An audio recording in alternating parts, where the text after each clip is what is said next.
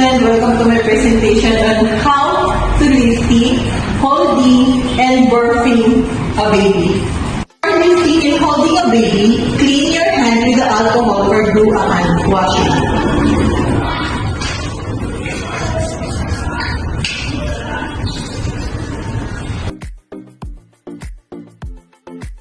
Different ways of holding a baby. Cradle hold, make sure that you provide support on neck, back, head, and also at their bottom.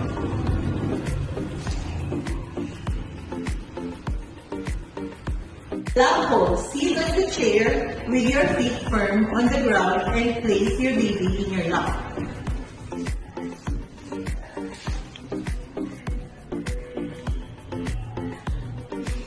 Their head should be at your knees, face up. Baby's feet should tap in your waist. Hip hold. Face your baby outward and make her sit on your waist. And give you comfortable to look around.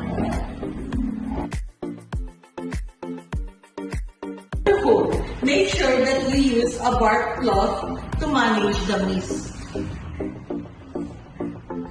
Set up the right or stand and hold your baby again, your chest, and gently tap or rub the back to help her bark.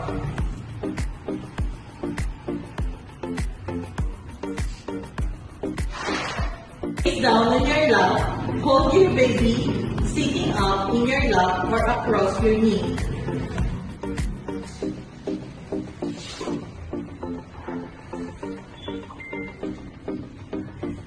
Support the baby's chest and head with one hand, gently tap or rub her back to help her bark.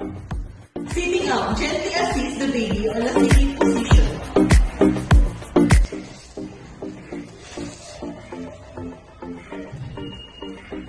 Support the neck and the head, gently pat the back or rub the head to help her bark.